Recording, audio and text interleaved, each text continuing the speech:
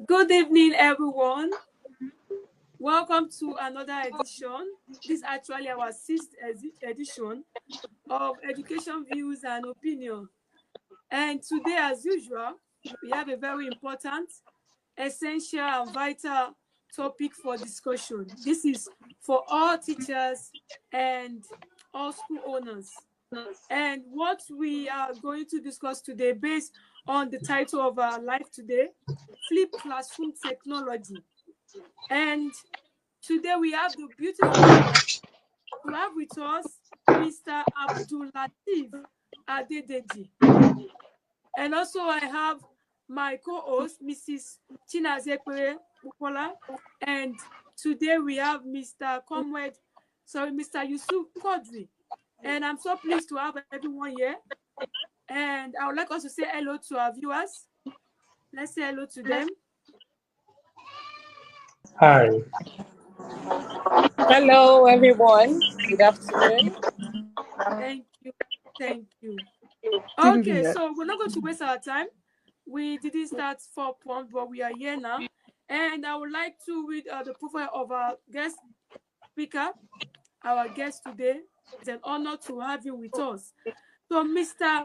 Abdulateef Adedeji, popularly classroom art, is an author. She's an author, not just a teacher. Is an author, is an award-winning educator, and the founder of Growth-Minded Educators Academy. He is passionate about revolutionizing education by equipping teachers and school owners with the tools and mindset to thrive in a technology-driven world. His mission is to transform classrooms into dynamic, engaging environments that prepare students for the challenges of the 21st century. Through his expertise in the flipped classroom model, he has trained over 1,000 teachers across Nigeria, Ghana, Cameroon, and the USA, helping them unlock the benefits of this innovative teaching approach. His work has taken him to various states in Nigeria, including Kano, Ogun State, Osun, Rivers, Delta, Oyo, and Lagos State, where he has had the privilege of training educators.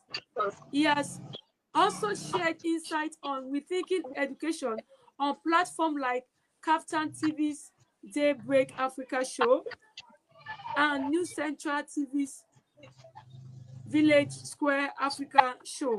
It's a privilege to have you here today, and we are glad and excited because this flipped classroom technology, many tutors or teachers do not know what it is, and some have not even heard about it. So it's a wonderful time today, and we hope that viewers, you will engage and you will drop your questions so that the conversation will not just be one-sided conversation. So, Mr. Abdulateef, we are happy to have you today. I want to kick off the conversation. Tell us, many teachers are wondering, what is this flipped classroom technology? What is it all about? We'd like to learn more about that. Thank you so much for having me. Thank you so much, Ms. Zuchuku. I really appreciate the opportunity and privilege to be here. It's always an exciting moment for me to have the privilege to speak to teachers. Not just on, actually, it's always an exciting opportunity for me to speak to teachers. But then it is now more exciting when I have to talk about the flipped classroom. So, straight to the question, I know some have been wondering or I've been hearing flip classroom, flip classroom. What does flip classroom means? Okay, what does flip classroom and flip classroom mean? So please give me a second. Yeah. Okay, what does flip classroom means? And then you're wondering, what are we flipping?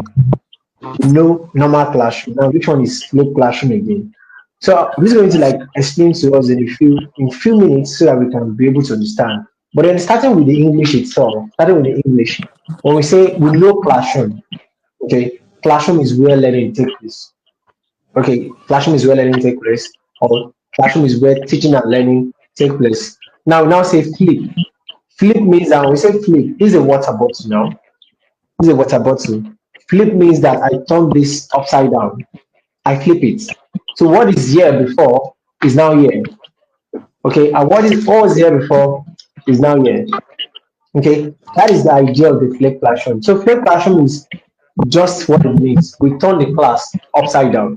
So what are we turning upside down? To understand what we're turning upside down, then just like this bottle now, we must know what is here, we must know what is here. So that when we turn it upside down, we must know what we are interchanging and what is really changing. So to explain that, I will take us through from what I call learning environments. So there are two learning environments basically. And learning environment simply means that environment where students learn. I did not say teaching environment. I don't know. I'm getting some feedback. So is it possible that we mute ourselves while I'm done? Okay. Let's So mute. Bishinaza and Kobe Yusuf, let's mute. Let's mute, please. Thank you so much, Mr. Abdul. I really appreciate I'm not done explaining you. I'm not done. I'm just starting. I'm saying if we can mute because I'm getting some. Let's be muted, please. Okay, so I'll just continue.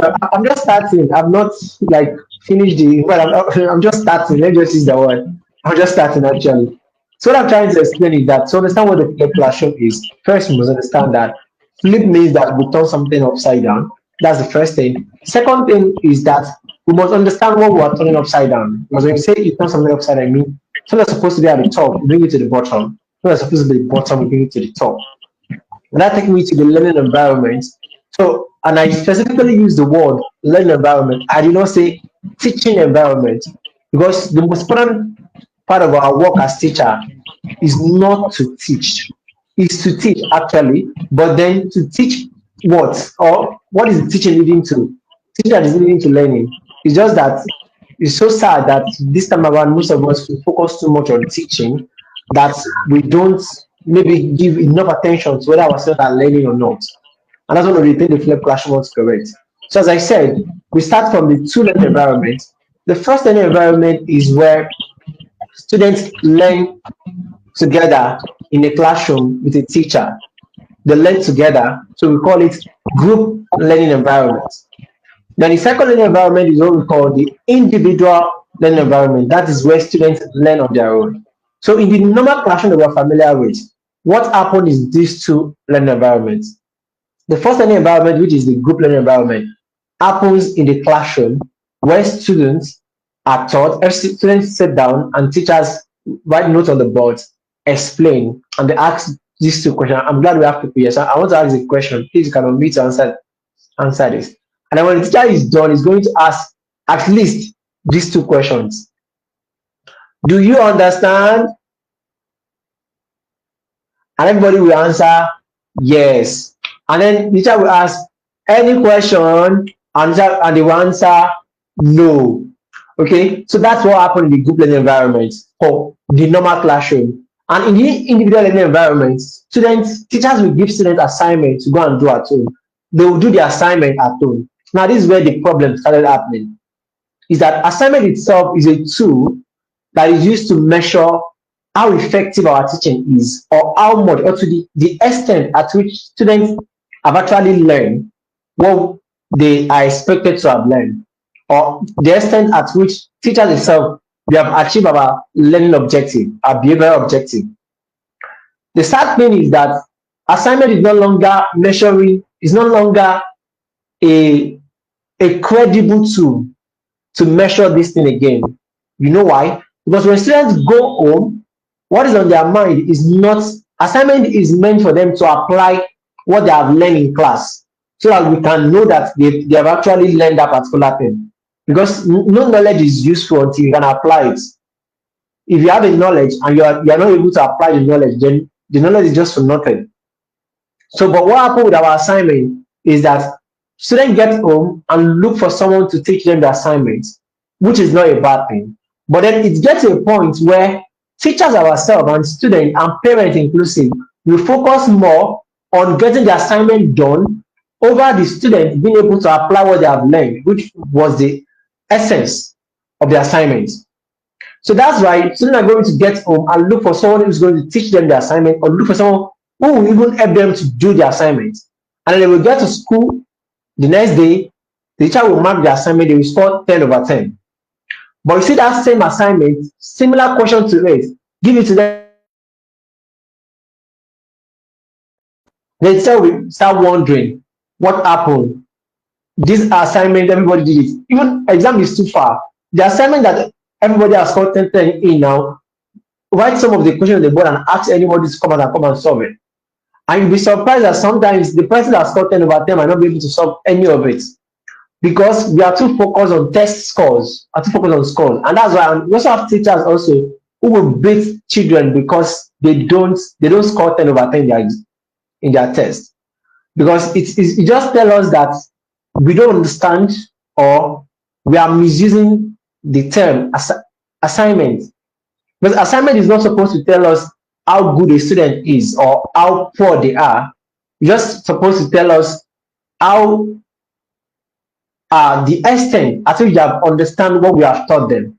So in fact, when students don't score enough, it is not them that it's not they that failed, it is we that failed to do our job. Okay, so I've really talked a lot around the assignment and individual and what is it called? Individual learning environment and what is it called? Group learning environment. Now let's bring it to the flipped classroom. How do we flip this in? How does it change? Is that we realize that so the flipped classroom now work this way. So in the individual learning environment, instead of students going at home to do the assignment themselves, to apply the knowledge themselves, realize that they are part of the learning that they can learn on their own. So we divide our class into two. Before, we teach class in school, students do assignment at home. Now we say that no, we want to be teaching our students both at home and in school. So we'll check our curriculum, our topic that we want to teach. We say, okay, let's say we want to teach culture. Our topic is culture. So we realize that, we don't just want students to just come to class and be learning about culture the first time. We want them to have an idea of culture before they come to class. Okay, so what do? We give them something that they can read on, they can watch, or they can use to learn the fundamental concepts of culture. Okay, so right at home, they don't do assignment anymore at home. The assignment, which is that take home, the work you do at home is no longer applying knowledge. It is now taking in knowledge. It is what? Taking in knowledge. Now when they come to class, so they learn on their own at home. So before individual environment, students apply knowledge. In the flipped classroom, they acquire knowledge. Now when they come to class, what do they do in the classroom? In the normal classroom, teachers are sage on the stage, like they deliver content as if they are the one that knows everything, just like the way I'm doing now. I'm the only one talking here. I'm the only one talking about the flipped classroom here. It's not a discussion. It's more like a lecture. I don't know if you get. Like someone will come up stage and talk to like thousands of people or 20 people, 30 people like that. And then when the person is done, they will ask any question and things like that. So that's how it works. But in the flipped classroom, we flip it. Because students already have a general concept of what you're going to be telling them. When they come to class, the first thing you do to them is to ask them to teach you. How do you ask them to teach you? Is that you ask them to tell you what they have learned at home. So they have learned, you have given them something to watch, to read, to do at home, which is more like the assignment. Just that this time around, it is not applying concept. Because if I give you an assignment at home, someone can help you to do it. If I give you a reading or something to read at home, nobody can help you to read it. Even if they help you to read it, it's still okay. The most important thing is that they find a way to pass it into your brain. And for that, they cannot open your brain and put it inside it. So the best thing they can do is that they read it for you and they make sure you also understand it. Because when you come to class, the first thing teacher is going to ask you to do is, what have you learned?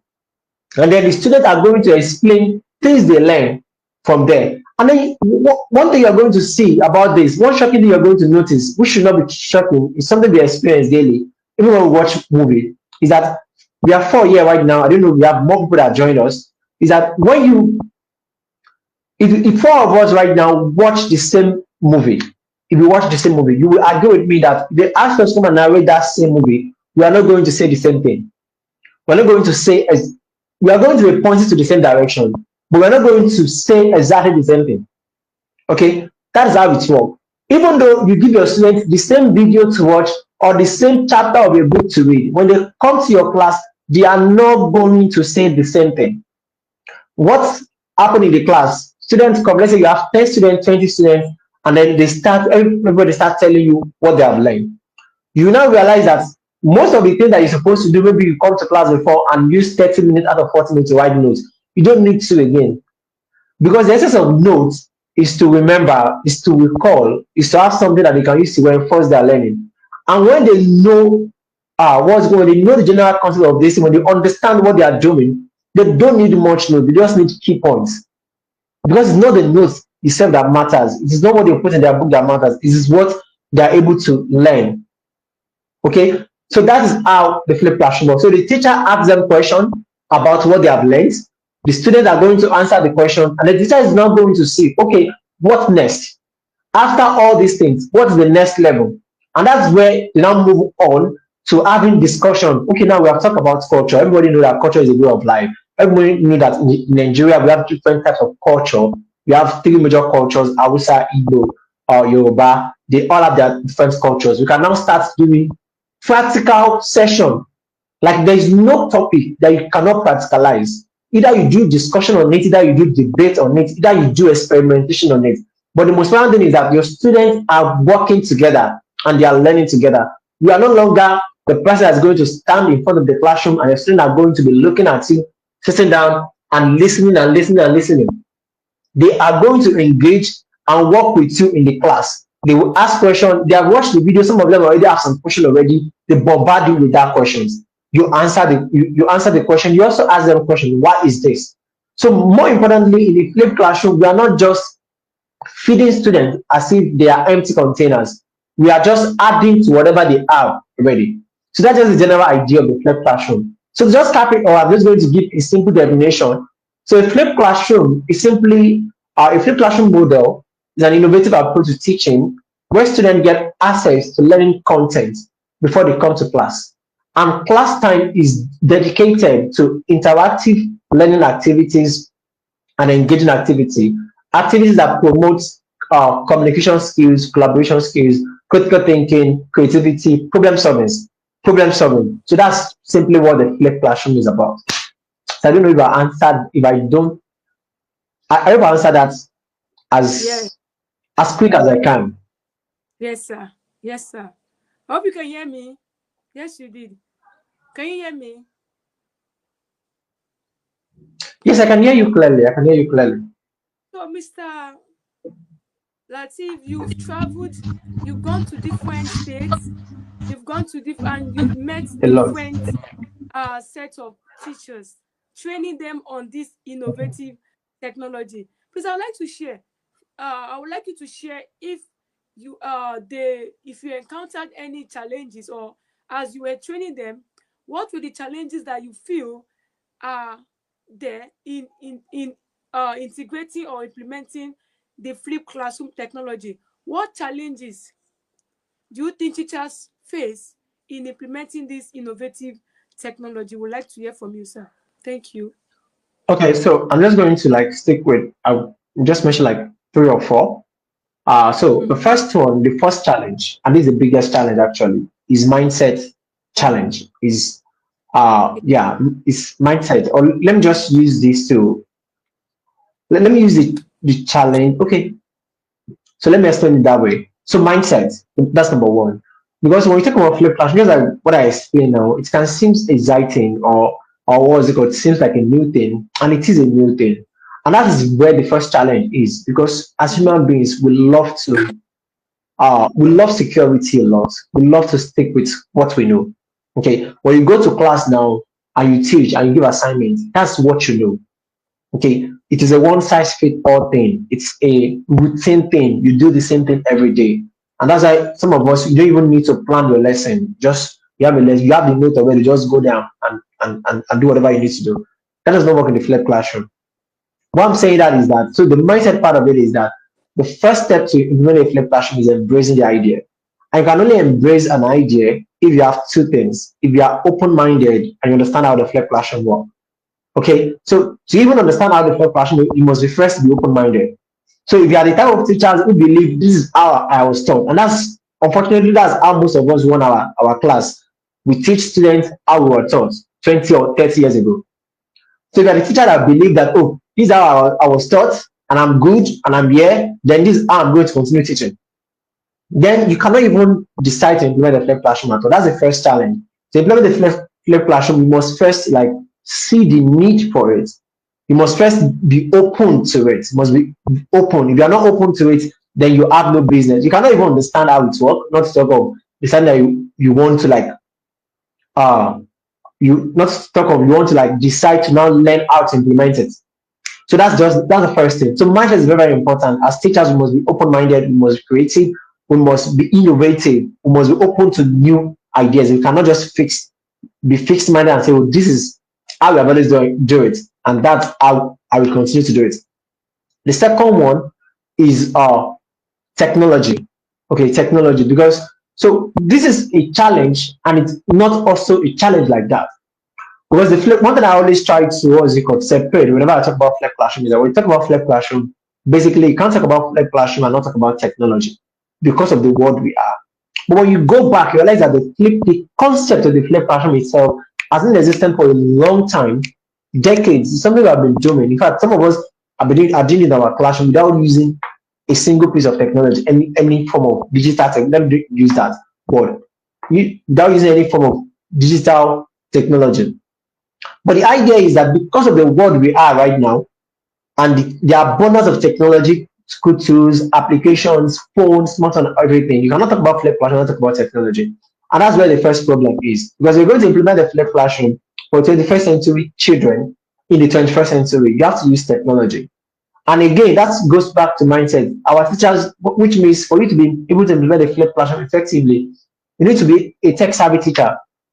Must know how to use technology. So that comes to two things: availability of the technology and the usability of the technology, and the competency of using technology. So the technology must be available. There are schools where the schools want to do this, but the first challenge they have is that most of the parents don't have smartphone.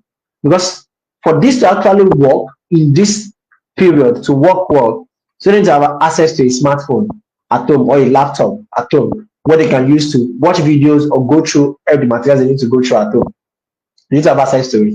And they can only have access to it if their parents have it. Their children who come from brilliant family where they have their own separate device. Their children who can only use their parent device. And there are children whose parent does not even have a smartphone at all. So that means that's a challenge, because you have to consider all of these things. Number three also is the involvement of parents, because flipped classroom is something you can do alone. So one of the things I love about flipped classroom is that it bridges the gap between school and house. Before, teachers do their thing in school, parents do their thing at home. Everybody do their thing, like two separate entities. When we talk about flipped classroom, it must bridge the gap, because parents will do part of the work. So for you to learn the flipped classroom effectively in your school, parents have to be aware.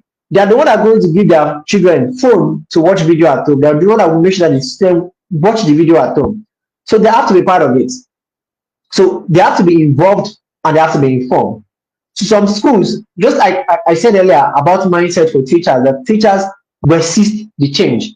There are some parents that will resist the change. And that is why, as a teacher or as a school owner who wants to do this in your school, you must first embrace the idea. You must first believe earnestly, like so much in the idea, that whenever you meet a parent and you are telling them what you want to do, you'll be able to convince them. Even students are there. Students who are asking, why should I stop learning? You know, there are things that are actually best for us, but because they are not easy for us, we don't want to do them. So you also need to be able to convince your students of the reason, of the rationale behind you wanting to implement the flipped classroom. So the first thing, the biggest challenge itself when it comes to implementing the flipped classroom is acceptance.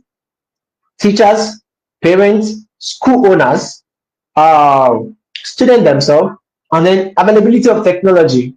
Very important. Okay. Another one is planning of lesson. So you need to be able to plan your lesson. As I said, flipped classroom is not a type of classroom where you just take note and come to class.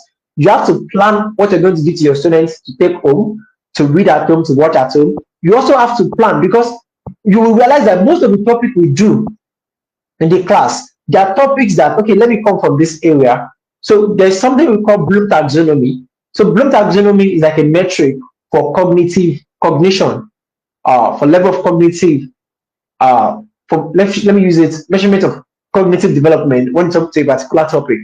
So there are 6 levels. We have the knowledge, we have the comprehension, we have the application, analysis, evaluation, and creation. So that's the 6 levels. Most of the topic we do, or most of the things we teach our students, only focus on 2 levels: understanding and knowledge. They are able to recall a noun is the name of any person, animal, place, or thing, and they're able to understand when they see a noun. But most of the time, especially in other abstract topics, especially this social science topic, they don't get to apply it, they don't get to analyze it, they don't get to evaluate, don't talk of creating, bringing something new out of the knowledge they are doing, they are being taught. And that is where it happens, because when you now start preparing your classroom, you realize that the video or the class you give them, we solve 2 things out of those 6 levels. We solve knowledge and understanding. Now, for most of us as teachers, these 2 things are the things we focus on in our class. So you might not want to think, oh, because, you have now sought out knowledge and understanding. So that means you no longer have nothing to do in the school or in the class. No. Now you have to plan, how do you get your students to the next level? How do they apply the concept? Are they going to come out and come and debate on what they are talking about, so that you can know that they understand it? Are they going to come and analyze? How are you going to facilitate discussion, experiments, project-based learning that is going to make sure that they don't just know this thing or recollect it. They don't just recollect or recall the definition of a particular thing. They're able to use it. And that is why, let me come from this area. That is why we have many economics teachers today who don't have money. Economics is a study of wealth. But how many economics teachers are wealthy? Not many. Not really, because it's not because teaching is not profitable. No. It is because the principle they know and understand in the economics that they are studying and teaching, they don't apply it. Or not, I won't use the word they don't know how to apply it.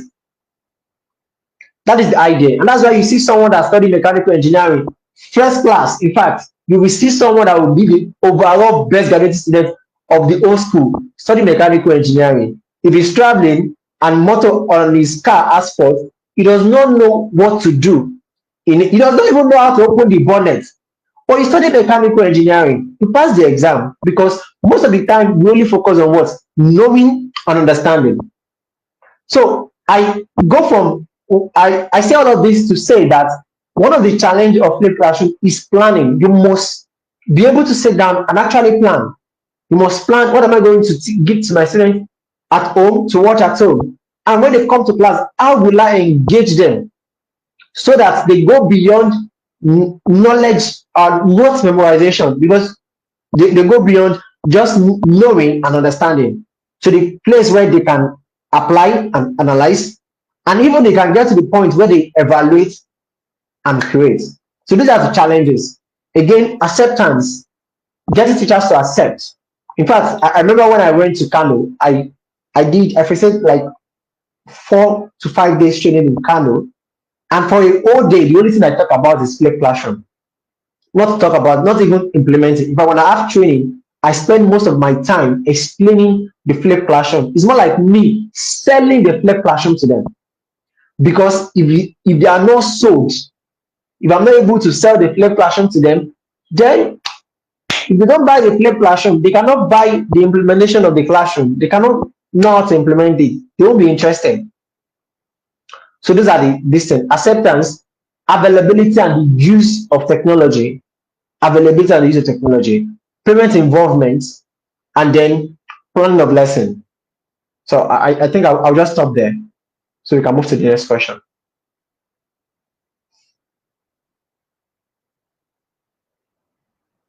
Okay, I don't know. I can't hear you, Mr. Yusuf. You are muted. Hey. As a please, how can we teachers effectively integrate this into the line, into the classroom?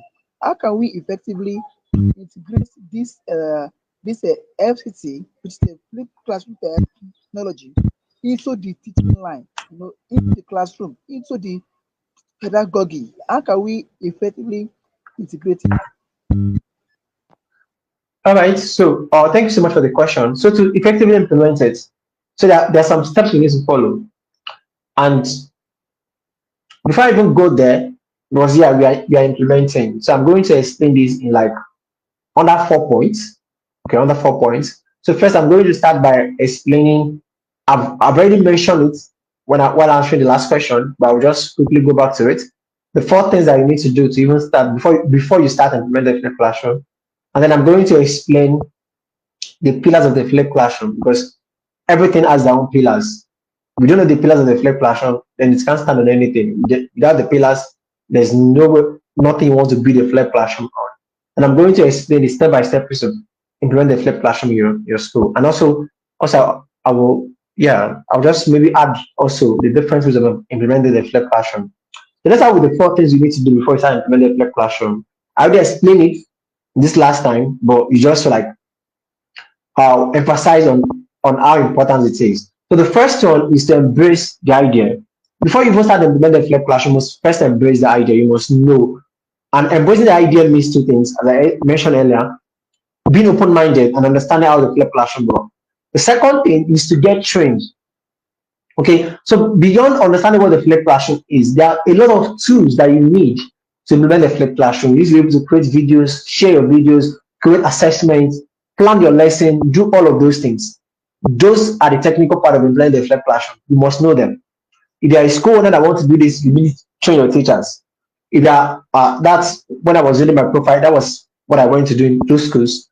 Also, you also add the other time that I've trained over 1,000 teachers. So I don't just do it for schools. There are teachers who register for my training on their own. So if you're a teacher who wants to start doing this in your classroom, you also need to get yourself trained. Okay, it's the same process. The third one is to inform and involve parents. You can't do this alone. You have to carry the parents along.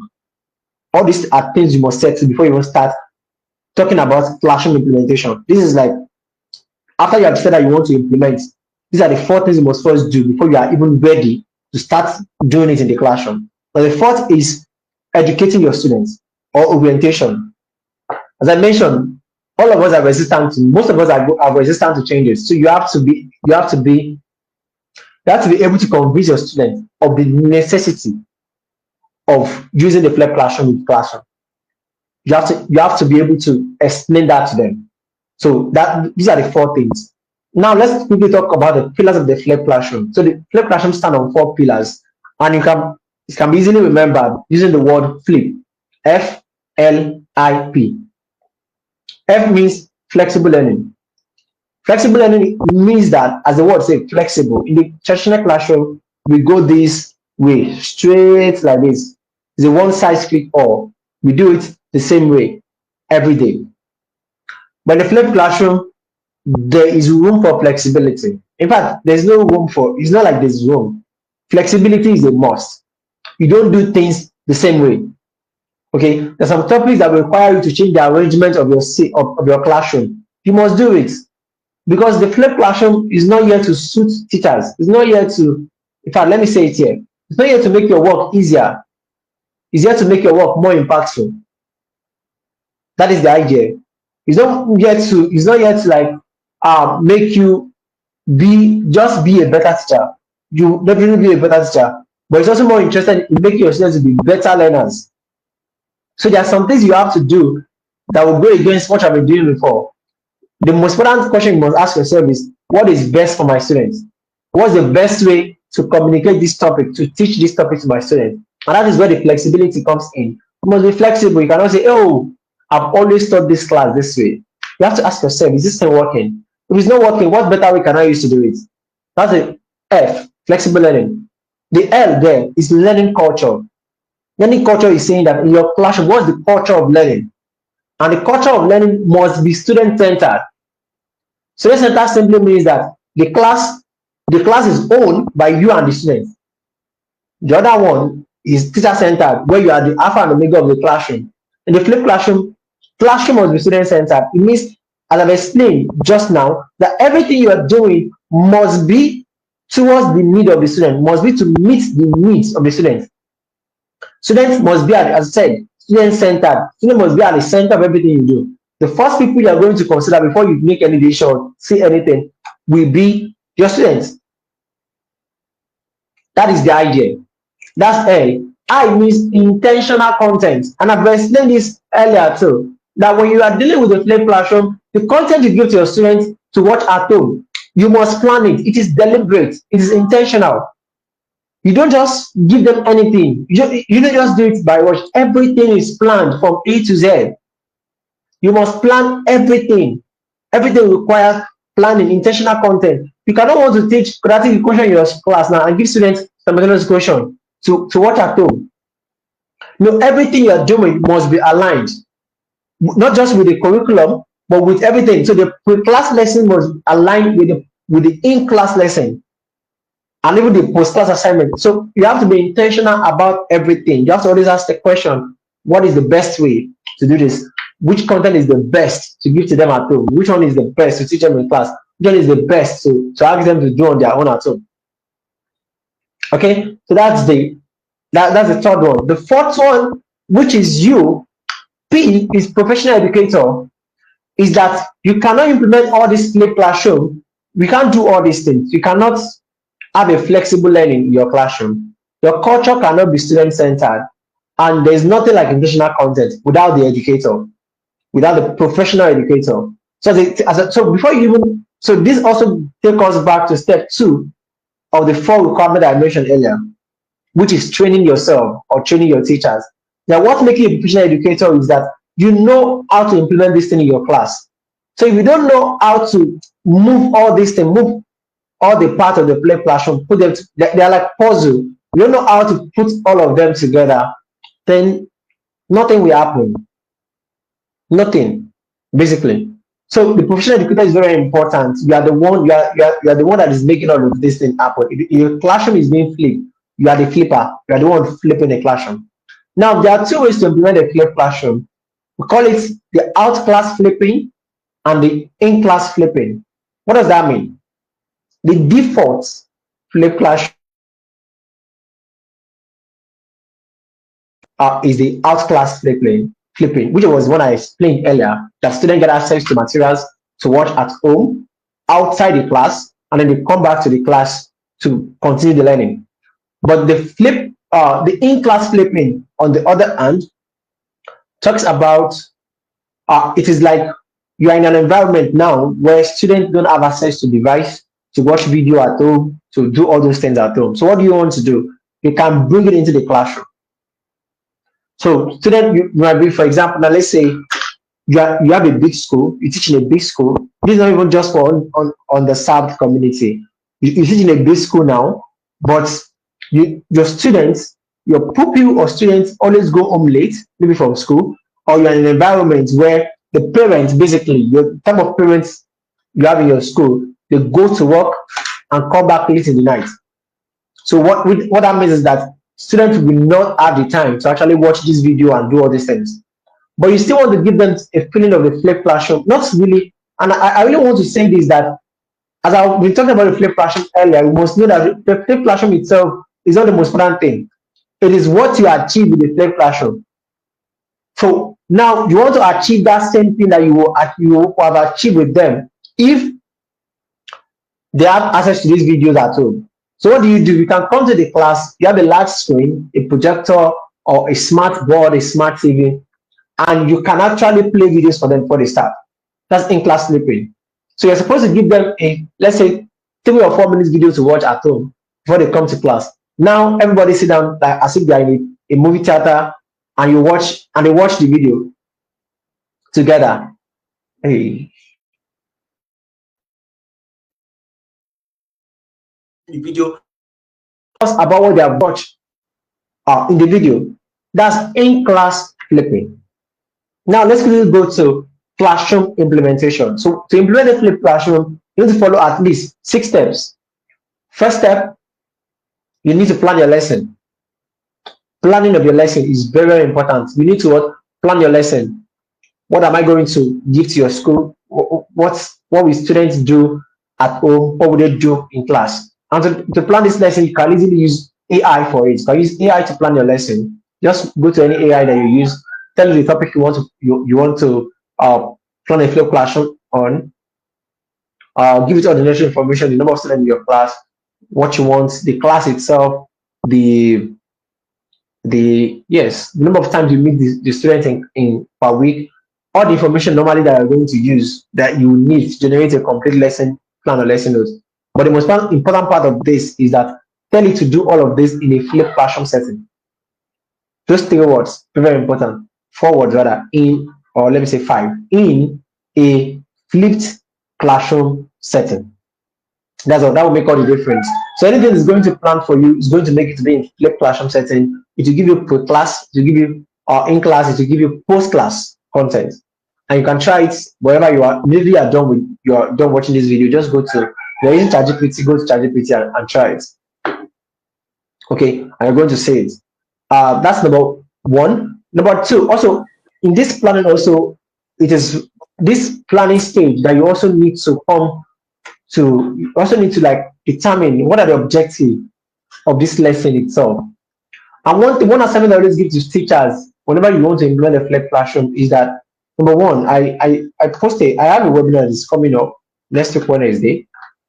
Okay, and as I was promoting the webinar, I posted something on LinkedIn yesterday, and someone commented, and it is the idea that teachers should not rely too much on what's it called, curriculum. That curriculum is not the ceiling, is not the alpha and omega of everything we do. It should be the flow, it should be the beginning of everything. And someone, I don't remember the name now, someone commented and was like, oh, as much as creativity is very important, can I also like push out the curriculum or not use the curriculum? And I definitely agree with it. And one thing I mentioned was that the challenge that most of teachers have is that we don't use the curriculum the right way. And the challenge is that we totally forgot that everything you see in the curriculum was there for a reason. Everything. If this is the only thing you take from here, please hold it tight. Everything, everyone plus 1 equals to 2 that is in the curriculum, it is intentional. It's a deliberate addition. It's not a waste of page, and is not to fill a space. It is there for a reason. That's number 1. The assignment that I always give teachers is that before you take that particular topic to your students, your first assignment is know the reason why the topic is there. The reason most of us teach subject or teach topics anyhow is because we don't even know the essence or the importance of the topic. So we just teach it anyhow, and then your students are able to tell you the definition of that particular thing, and then you think you are done. No, you're not. So at the planning stage, you must understand the why. So when you understand the why of the topic, then you're going to know how you are going to teach the topic so that the why would be achieved. That's 1. Planning again. Number 2 is now creating or curating your content. It is 2 words, 2 different words. Creating. I'm so sorry. I have problem with my R. Okay. Creating and curating. C-R-E-A-T-I-N-G. That's creating. And then C-U-R-A-T-I-N-G. That's curating. Curating means that you curate the content. Now you have planned your content. You know what to give your students in class. You know what to give them to watch at home. Now the thing that you want to give them to watch at home, it is now the content we're talking about. So you can either create it yourself or you curate it. Either you create it yourself or you look for someone else that have created a similar content and you get it for them. There's some topics that you want to teach that you may not be able to create the content yourself. For example, now you want to teach digestive system. There are some videos on YouTube already that shows everything inside the body and shows you everything. You may not actually be able to create that video, but that does not stop you. Go to YouTube, get the video. That's number 2 option. Number 3, this thing is Educate your students. Educate them. And why is education important? Is that when you give them this video to watch, you don't just give them the video to watch, oh, and go and watch the video. You tell them. And this is where you actually need to explain the why to them. Because when we say students are not serious, when we say students are not serious, students don't like these things, students don't do this, students don't do that, students don't read. It is not because they don't want to. It is not. It is because they don't see why they should. So explain to them in simple terms why they need to learn that topic and what is important for them, and see if all of them will be eager or interested in watching the video or not. They will be interested because they don't see why they are doing it. The fourth option, the fourth step is now to share. I think this is go to 7 now, is to share. Share. And how do you share? You share the video. You can use WhatsApp. You can start with that. Then you graduate using tools like Google Drive. You can even use YouTube. Use tools like Google Classroom, Learning Management System. You share. After you have shared the video with them, one next thing you must do is evaluate. Evaluate. So most of the time when we give our students assignment to do at home, we expect them to come back to class. We expect them to come back to class before we know their performance, before we know how well they do in the classroom or in the assignment. But in the flipped classroom, when you learn the flipped classroom, it does not have to be that case. You give them video to watch at home. You don't want to wait for them to come to class before you know whether they have understood the thing that you give them.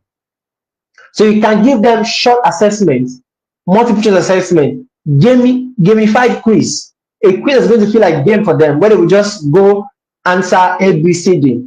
But as they're answering A, B, C, D, you are seeing it from your own end. That is assessment I'm talking about, online assessment. Then you're going to give them, and they're going to answer. And from your own end, you're going to see everything they've answered. And why is this important is that it serves as a feedback mechanism for you. Remember that the essence of the flipped classroom is that when you give them some video to watch at home, and they have watched it, when they come to class, you are not supposed to go back again to what they have learned. You're supposed to take it from there and take it further.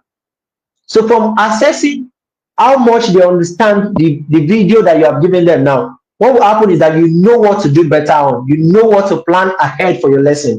You see the part of the concept that they have gotten correctly well. You see the one that they are still struggling with. And then you know that, oh, when you are coming to the classroom the next day or the next time, you need to plan ahead. Extra plan. Let me use the word extra plan, or plan extra for that particular concept or that particular part of the concept that you are trying to teach them. And then the last part is to engage. Engagement means that you're giving them video to watch at home. They've watched it, you've assessed them. What do you now do when they come to class? What do you now do when they come to class? That's engagement. There are different ways to engage them. You can do project-based, where they watch video at home and then they come out and do projects in class. You can do experiments, for example, chemistry, physics, biology. They watch the video at home about the concept and they come to class and come and practicalize it for you. You can do discussion. You can do demonstration. You can do collaborative activity where they come to class and you pair all of them, everybody, two, and then you give them work to do. And then when you give them work to do you go and sit down and wait for them to finish? No. You keep moving around and see what they are doing. Remember, in the flipped classroom, one of the things that we avoid as much as possible in the flipped classroom is scores. Because most of the time, scores does not. I teach mathematics now. And for anyone teaching mathematics, one thing you notice is that math is is an exact subject. There's no really much room for error. So you can know a particular topic well, a particular subject well, or not a particular question. But we make a mistake of minus and plus on the beginning of the question. No matter how much you try, you already miss everything from the beginning. So if I'm to give you a score now, out of 10, I'm going to give you, let's say 1/10 because you tried. 1/10. But there will be someone else who don't know what you know. Maybe the person will come from another person, the person will score 10. And automatically, you start seeing yourself as a failure. Start seeing yourself as, oh, you don't know enough, or maybe someone is better than you. But guess what will happen if, as you are doing it, I'm able to go and see that, oh, you put plus instead of minus. That is not cheating. it is not cheating because in my class, I'm not in the class to label you as, oh, this is the good student, this is the worst student, this is the poor student. It's a matter of everybody should learn and everybody should arrive at the same point. So that's what engagement is. So I know I've taken a lot of time to explain this. So I don't know. So I hope I've been able to what's it called? Thank Answered a you lot so of much. questions, even the one I've not asked. I've not been asked. Yes, ma, you can go ahead, ma. Thank you.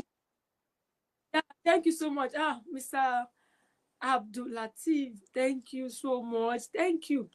You've really done justice to this topic today. I believe you can hear me, right? Yes, I can hear you clearly. Okay, so you could notice I was writing my book and my pen. Yes.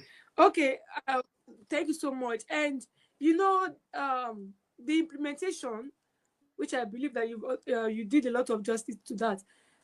Easiest way, WhatsApp. So I really appreciate the fact that you mentioned WhatsApp. There's no teacher that does not have WhatsApp.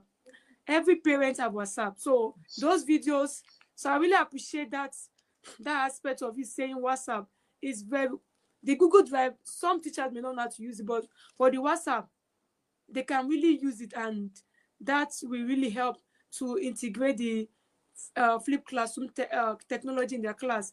And also for the challenges which you mentioned at the beginning of the program, you spoke about being open to change, being open-minded, and that's one of the challenges that we have in implementing new technology. Like if you are in a school now and the school owner brings up an innovative pedagogy for the teachers to teach, to use to teach. If you have staff members who are not open-minded, it will kind of paralyze the whole process, especially if those the staff members, if they are the old, we have those who have been in the system. Yeah, for a long time.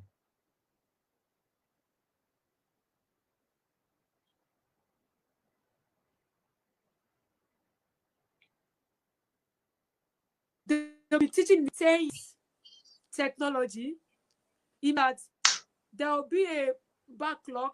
There will be no way for the school learner to implement this technology. So really appreciate you, Mr. Abdul Latif. Thank you so much for coming online with us. I know that the network was not good today at all. It wasn't good at all. But we appreciate you. Thank you so much. Thank you. Really appreciate you. The network has not been good. The network has been good. Really appreciate you. The network has been good. Really appreciate you. The network has been good. Really appreciate you. The network has been good.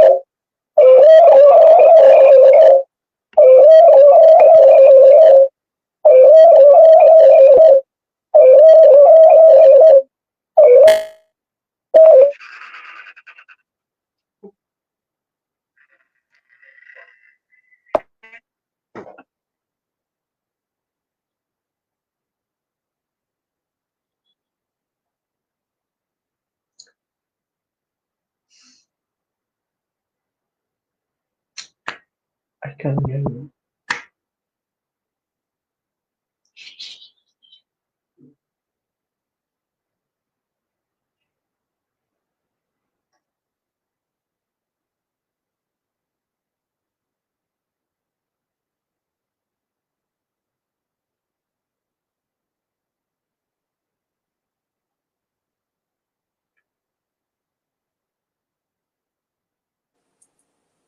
Okay, sorry about that. The network has not been good today. Not been good today. So, Mr. Latif, please Please be with us. So, Mr. Latif.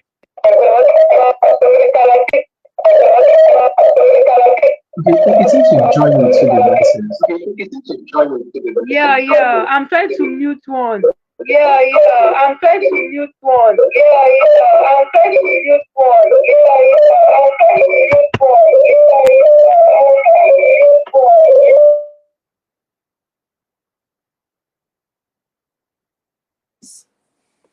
Okay. So sorry. I think that's okay now. It's fine, right? Yes, it's good now. Yes. So sorry. Sorry. Because the, You know, because the network was be- because the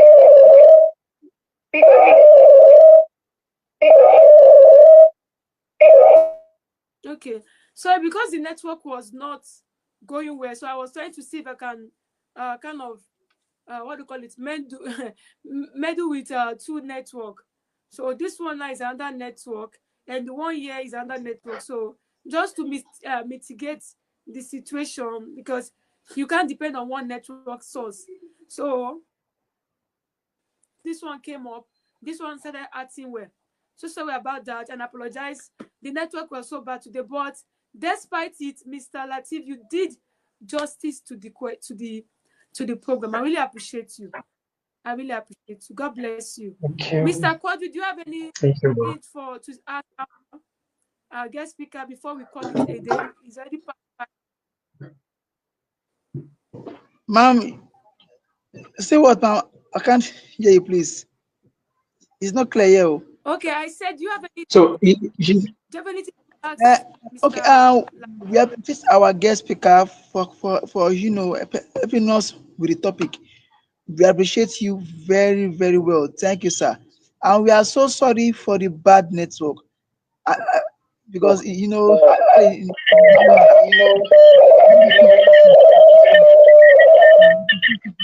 we pray that God will bless you with more knowledge.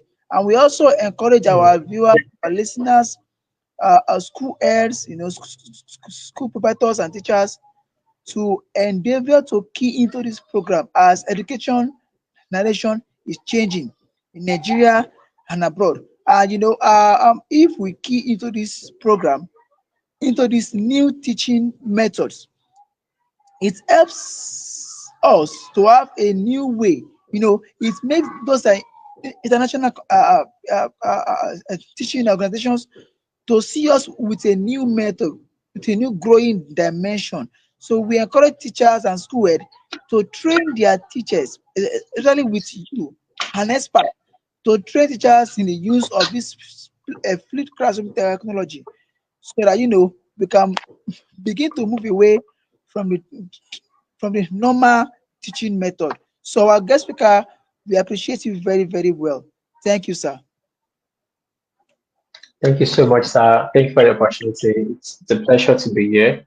Thank you so much, Mrs. Izuchukwu, for the opportunity. I'm glad that it makes some difference, and I really hope that this is going to encourage a lot of teachers out there to also explore implementing the classroom. Thank you. Thank you, sir. And also, you mentioned you're going to have a training. Can you give us the details so that okay, so it's okay. About it? All right, so it's actually a webinar that is coming up on Wednesday by 5 p.m. and the webinar is called the Wake Up Call. So the idea of the webinar is that the world is changing, and then the demand of education, the demand from education, or the things expected of us as teachers to give our students as education has changed. Actually, that's changed from when we were in school, when everything is just, when we are having industrial revolution, not this time, not this age of artificial intelligence. So it's now very, very important for us as teachers. In fact, it has never been more important for us to rethink the way we teach. So we need to, and these are ideas I've communicated here, that we need to go beyond students just learning and passing exam.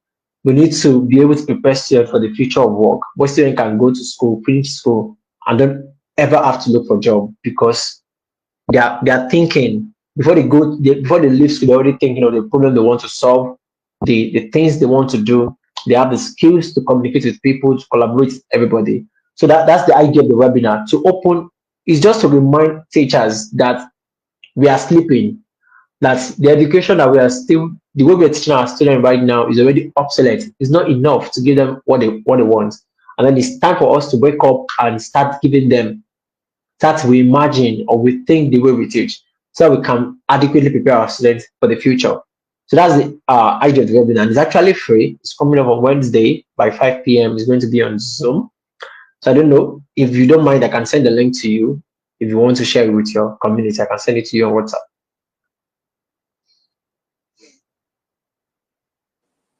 Thank you. I would like to get the link. We would love to get the link. All right, Thank I'll you so send it. much. Thank you. All right, Okay, you're thank welcome. you. Thank you very Mr. much. Yusuf, any last word? Do you have any last word? We're about to close the Okay, program. please, our viewers and our listeners, thank you for always keying in every time we have this program. And we want to implore you to please inform people, inform your colleagues, your people, your colleagues in the school that about our program so that you can learn one or two things. And also, we can also learn from you too. And let us know those topics that you think we have not touched or we touch or you think we should go back to do again. Let us know.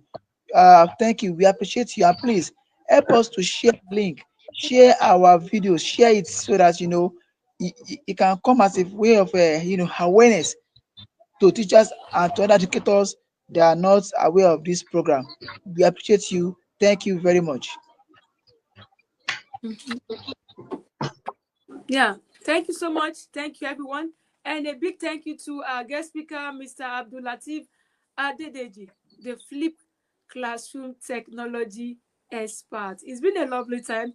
Despite the network, we don't care about that. But the important thing is that we have been able to deliver this edition. This is our 6th edition. And really appreciate you, sir. God bless you. And to our viewers that's and good. supporters, thank you. And bye for now. See you next month in the 7th edition of Education Views and Opinion. So bye for now. Bye. Thank you so much, and have a good day ahead. You're welcome. Bye. Yeah,